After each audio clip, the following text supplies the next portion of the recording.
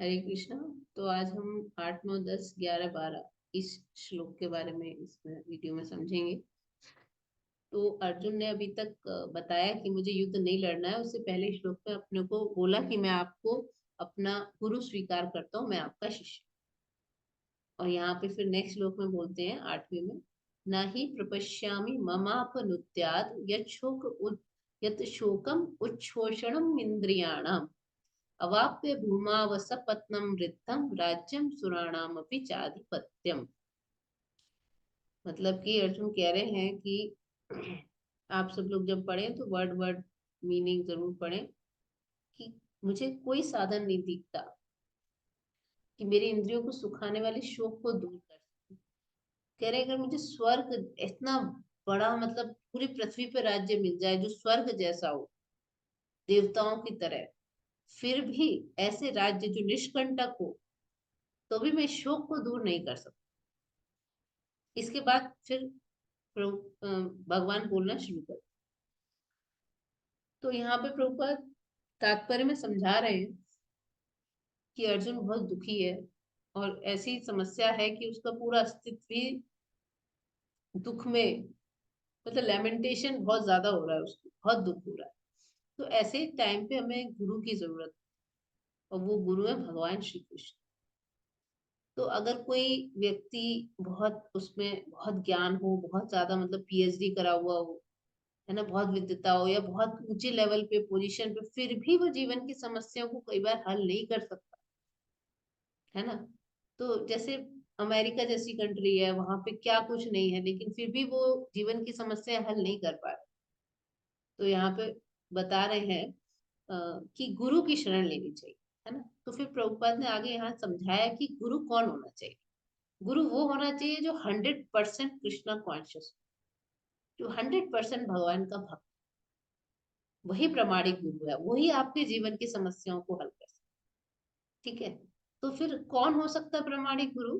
तो यहाँ चैतन्य महाप्रभु ने बताया है कि वह विप्र किवा न्यासी शूद्र केने नए, यही कृष्ण तत्व वेत्ता सही गुरु है। कोई चाहे विप्र हो, विप्र वो होता है जो ब्राह्मण और वेद पाठी, ब्राह्मण जिसे सारे वेदों का ज्ञान, चाहे वो कोई विप्र हो या सन्यासी हो या शूद्र क्यों ना हो, लेकिन अगर वो कृष्ण तत्व को जानता है, वो गुरु बन सकता है, प्रामाणिक गुरु बन सकता है। और इवन वैदिक साहित्य में भी बताया गया है, षट कर्म निपुणो विप्र मंत्र तंत्र विशारद अवैष्णव गुरु न स्यात् वैष्णव स्वपचो गुरु। यानी कि अगर कोई षट कर्म में निपुण विप्र है, षट कर्म होते हैं वेदों में, तो अगर विप्र है, और मंत्र तंत्र में बहुत विशारद है, मतलब बहुत इंटेलिजेंट है, लेकिन अगर वो अवैष्णव है, उसे कभी गुरु नहीं बनाना चाहिए। लेकिन स्वपचों को गुरु हम बना सकते। स्वपचों का मतलब होता है चांडाल, चांडाल को गुरु बनाया जा सकता है अगर वो वैष्णव है तो। ठीक है। तो यहाँ पर ये पद्म पुराण का श्लोक है एक्चुअली। तो जो कृष्ण भक्त है वो गुरु बन सकते हैं, चाहे वो कोई भी जाति के हो। तो जो संसार की जो समस्या है वो है जन्म मृत्यु बुढ़ापा और बीमारी। जन्म मृत्यु बुढ़ापा और बीमारी, ये चाहे आप कितने रिच हो जाओगे तो भी वो आप इसको सॉल्व नहीं कर सकते। जैसे अमेरिका है, वहाँ लोग बहुत परेशान है, मेंटली परेशान है, क्योंकि और ये जो 4 समस्याएं हैं, इनसे आदि दैविक आदि भौतिक आध्यात्मिक ये और समस्याएं आती। तो वो शांति खोजते हैं विभिन्न साधनों से, लेकिन शांति तब मिलती है जब वो गुरु के माध्यम से, जो कि भगवान का भक्त है, गीता और भागवत से परामर्श को ग्रहण, है ना। तो यहाँ पर एक चीज और प्रभुपाद ने नोटिस की कि अर्जुन ये कह रहा है कि चाहे मुझे बहुत बड़ा राज्य मिल जाए तो भी मैं शोक को नहीं दूर कर सकता। इसका मतलब बहुत ज्यादा भौतिक सुख, है ना, आर्थिक विकास या भौतिक सुख किसी के पारिवारिक सामाजिक राष्ट्रीय या अंतरराष्ट्रीय अव्यवस्था से उत्पन्न हुए शोक को दूर अगर कर पाते तो अर्जुन ऐसे क्यों कहते, है ना। अगर इतना राज्य मिलके वो दुखी हो रहा है ना। तो इसमें यहाँ पर प्रभुपाद इस बात को पॉइंट आउट कर रहे हैं कि अगर इन्हीं सब से हम शोकों को दूर कर पाते, हो सकता है यूक्रेन रशिया अच्छी कंट्रीज हैं, कोई कमी नहीं है वहां इतनी पैसों की और आराम से रहते, लेकिन फिर भी वो अभी इस समय शोकग्रस्त है सबके सब। बहुत बुरी कंडीशन में है जो वहां के नागरिक है यूक्रेन के। तो वो शोक को दूर नहीं कर पाएंगे कोई अपने। तो इसीलिए यहाँ पे बताया है कि कृष्णा कॉन्शियसनेस का आश्रय लेना चाहिए।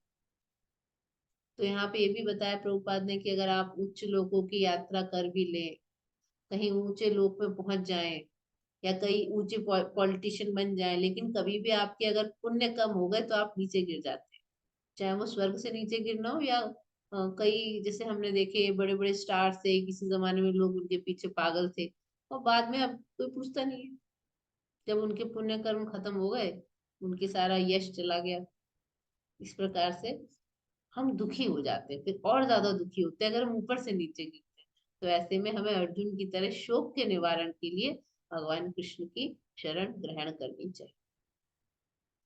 फिर अगला श्लोक है संजय उवाच एवं मुक्ता ऋषिकेशं गुणाकेश परन्तप न योत्स इति गोविंदम मुक्त्वा भूषणिं बभूवः। तो अब संजय बता रहा है धृतराष्ट्र को कि ऐसा बोलकर ऋषिकेश गुड़ाकेश परंतप, गुड़ाकेश का मतलब भी अर्जुन है और परंतप का मतलब भी अर्जुन है। ऋषिकेश का मतलब भगवान कृष्ण। ऋषिकेश का मतलब जो इंद्रियों के स्वामी। गुणाकेश जिसने नींद को जीत लिया है या अज्ञान को जीत लिया है। परंतप माने जो शत्रुओं का दमन करे। तो उसने क्या बोला, हे गोविंद अब मैं युद्ध नहीं कर, चुप हो गया। तो यहाँ प्रभुपाद लिख रहे हैं कि धृतराष्ट्र बड़ा खुश होगा कि चलो अच्छा है, युद्ध अगर छोड़ के ये भीख मांगने चला गया तो आराम से हम लोग युद्ध जीत जाएंगे। लेकिन संजय ने कहा इसका नाम परंतप है, शत्रुओं को मारने में सक्षम है। भले अभी थोड़े टाइम के लिए पारिवारिक स्नेह से बिविल्डर्ड हो गया है, शोक से अभिभूत है, लेकिन क्योंकि इसने कृष्ण को कह दिया है कि मैं आपका शिष्य हूँ, आप मेरे गुरु हो, तो अब भगवान उसके इस शोक को दूर कर देंगे, इस विभ्रम मति को सही कर देंगे, है ना। और वापस से वो जोर से लड़ेगा फिर, क्योंकि वो ज्ञान लेके लौटेगा। 10वां श्लोक तमुवाच ऋषिकेश प्रहसन्निव भारत सेनयोरुभयोर्मध्ये विषीदन्तम् इदं वचः। कहते हैं कि फिर ऋषिकेश ने प्रहसन्न हंसते हुए वचन कहे, किससे, अर्जुन से। और अर्जुन कैसा था, और सेनयों और उभयोर मध्य, दोनों सेनाओं के बीच में ये बात हुई है। विषीदंतम, अर्जुन दुखी था। तो यहाँ पे देखिए आप कंट्रास्ट देखिए, भगवान प्रसन्न है, वो हंस रहे हैं, अर्जुन विषीदंतम शोकमग्न। तो भगवान ने मतलब कंट्रास्ट है, भगवान तो हंस रहे हैं और वो भगवान मतलब अब क्या है ना यहाँ पर कि ऋषिकेश और गुड़ाकेश के मध्य वार्ता थी, अब एक गुरु बन गए, एक शिष्य बन गए। तो अब गंभीर बातें हुई, है ना। प्रभुपाद ने कहा कि सब बीच में हुआ था, हर किसी ने गीता का संवाद को सुना। फिर भगवान ने क्या कहा, भगवान ने कहा श्री भगवान उवाच अशोच्यानन्वशोचस्त्वं प्रज्ञावादांश भाषसे गतासु न गतासु नश्च नानुशोचन्ति पंडिता। भगवान ने कहा कि तुम बड़ी पंडितों जैसी बातें कर रहे हो, प्रज्ञावादांश भाषसे, बड़ी पंडितों जैसी बातें कर रहे हो, और जिन जो शोक करने की योग्य नहीं उनके लिए शोक करते हो। अरे जो मर गए या जो जीवित है, पंडित लोग उनके लिए शोक नहीं करते। जो पंडित है वो उनके लिए शोक नहीं करते, ठीक है। अब यहाँ पे प्रभुपाद लिख रहे हैं कि तुरंत गुरु बन गए भगवान ने, तुरंत उसका जो एक पोजीशन है वो कंट्रोल में ली और तुरंत डांटा, इनडायरेक्टली बोला तुम फूल हो, अपने को बड़े बातें तो तुम पंडितों जैसी कर रहे हो, इतने सारे तुमने वो आर्ग्यूमेंट्स रखे, लेकिन तुम जानते नहीं हो कि शरीर के लिए शोक नहीं करना चाहिए। एक्चुअली आगे के चैप्टर में प्रभुपाद लिख रहे हैं कि हमें मैटर क्या है, मतलब फिजिकल जो भौतिक प्रकृति है वो, आत्मा और परमात्मा, इन तीनों चीजों को समझना होगा। तो हमें पहले डिफरेंशिएट समझना होता है, difference between matter and spirit, यानी कि भौतिक चीजें और आत्मा। जैसे मेरा जो शरीर दिख रहा है वो भौतिक है, लेकिन मैं आत्मा अलग हूँ, इन दोनों में डिफरेंस समझना है मेन चीज, है ना। तो अब अर्जुन क्या सोचता था कि हम पॉलिटिक्स से ज्यादा इंपॉर्टेंस हमको राजनीति से ज्यादा देनी चाहिए धर्म के सिद्धांत, ठीक है। तो रिलीजियस प्रिंसिपल को ज्यादा इंपॉर्टेंस देनी है, इसलिए उसने जो समझा वो बताया। लेकिन भगवान कह रहे नहीं, उससे भी ज्यादा इंपॉर्टेंस हमको इस ज्ञान को देनी है कि ये मैटर है, यानी कि भौतिक है, ये आत्मा है, और ये परम। हमें इनमें अंतर समझना, वो धार्मिक प्रिंसिपल से भी ज्यादा इंपॉर्टेंट। तो इसका मतलब अगर उसे ये तीन चीजों का में डिफरेंशिएट नहीं कर पा रहा है, उससे बेटर है, तो फिर उसे विद्वान नहीं बनना चाहिए। क्योंकि विद्वान लोग जो है ऐसी चीजों के लिए शोक नहीं करते, क्योंकि शरीर आज है, ये तो जाएगा ही जाएगा। मेन चीज है आत्मा। तो जो इसको आत्मा को जानता है वो कभी भी शरीर के लिए शोक नहीं करता। भगवान ने खुद कहा है कि जो पंडित है वो मृत या जीवित किसी व्यक्ति के लिए शोक नहीं करता, है ना। तो यहाँ पे जो असून शब्द आया वो प्राण के लिए आया है। गत असून, अगत असून। गत असून माने जिसके प्राण निकल गए, अगत असून जिसके प्राण नहीं निकले माने जो जीवित है, ठीक है। ये 12वां श्लोक है। न त्वेवाहं जातु नासं न त्वं नेपे जनाधिपा न चैव न भविष्यामः सर्वे वयमतः परम्। तो यहाँ पे भगवान क्या कह रहे हैं कि ऐसा तो कभी नहीं हुआ अर्जुन, कि कब तुम नहीं थे या मैं नहीं था, और भविष्याम ऐसा भी नहीं है कि हम भविष्य में नहीं रहेंगे। अब इसके ऊपर प्रभुपाद ने बहुत लंबा तात्पर्य दिया है, क्योंकि प्रभुपाद जो मायावाद की थ्योरी है कि हम मुक्ति हो जाने के बाद भगवान में जाके मिल जाएंगे, इसको उस थ्योरी को उन्होंने एक्चुअली ब्रेक कर दिया कि ऐसा नहीं है, कि हम भविष्य में नहीं रहेंगे, है ना। तो यहाँ पर बताया है कि प्रभुपाद ने पहले बताया कि कठोपनिषद, श्वेताश्वतर उपनिषद, इन सब में बताया है कि भगवान ही असंख्य जीव हैं, उनके कर्म और कर्म फल के अनुसार उनके पालक हैं। और और भगवान हर जीव के हृदय में परमात्मा रूप से वास करते हैं, परमात्मा रूप से। लेकिन जो भक्त है बस वही भगवान को अंदर और बाहर देख सकते, है ना। तो यहाँ पे एक श्लोक कठोपनिषद का लिया है, नित्यो नित्या नाम चेतनश चेतना नाम, वो भगवान जो नित्य है, ये बात बताई गई है। तो यहाँ पर ये प्रभुपाद जी समझा रहे हैं कि भगवान ही चाहे कोई जीव बद्ध अवस्था में हो, यानी कि हम बंधे हुए ना, मुक्ति नहीं हुई, या मुक्त अवस्था में, भगवान ही सबके पालक है। एक्चुअली जब भगवान का अर्जुन चिर संगी है, अर्जुन नर है, भगवान नारायण नर नारायण के रूप में पहले आ चुके, है ना, और तपस्या की थी। तो फिर यहाँ पे बताया है कि ऐसा नहीं है कि जितने लोग इस युद्ध में तुम्हें दिख रहे हैं ये पहले नहीं थे, ये पहले भी थे, अलग शरीर में थे, अब है, और आगे भी रहेंगे भविष्य। ऐसा नहीं है कि भविष्य में ये इनका अस्तित्व खत्म हो जाएगा। तो इसमें शोक करने की क्या बात, यानी कोई मर गया हम शोक करते ही मर गए, लेकिन वो तो मरा नहीं ना, आत्मा तो मरती नहीं। तो ये भगवान ने बताए। तो यहाँ पे प्रभुपाद ने मायावाद सिद्धांत है कि आत्मा जो है ब्रह्म में लीन हो जाती है, और अपना अस्तित्व खो के वो ब्रह्म बन जाती है। तो यहाँ भगवान ने पुष्टि नहीं की, भगवान ने कहा कि भविष्य में भी हमारी इंडिविजुअलिटी, है ना, वो रहेगी। इंडिविजुअल है ना हम, नहीं मैं एक, मैं हूँ, मेरा, मैं एक अलग इंसान हूँ। मेरे खाने पीने की चॉइसेस अलग है, हो सकता है मुझे मीठा ज्यादा पसंद हो, आप लोग में से कोई ऐसा होगा कि जिसे खट्टा ज्यादा पसंद होगा, किसी को नमकीन ज्यादा पसंद हो। ये हम सब की इंडिविजुअलिटी बताता है कि हम सब अलग अलग हैं, और हमारे जो चॉइसेस हैं लाइफ में, पसंद नापसंद अलग अलग, है ना। तो यहाँ पे बताया है कि मृत्यु के बाद भी इवन इफ हमारी मुक्ति हो जाएगी तो हम अपनी ये इंडिविजुअलिटी खो देंगे, ऐसा नहीं। हम अपनी इंडिविजुअलिटी रख सकते हैं, जैसे भगवान के धाम में क्या नाम है उनका, जो बहुत ज्यादा खाते हैं, उनको बहुत, जो ब्राह्मण है, का नाम भूल गई। तो वो जो सखा है भगवान के, भगवान की लीला में वो बहुत खाते हैं, उनको बहुत पसंद है, मीठा पसंद है, सब पसंद। तो वो उनकी इंडिविजुअलिटी है। वो ऐसा नहीं है कि हम मुक्त हो गए तो लॉस्ट हो जाएगी।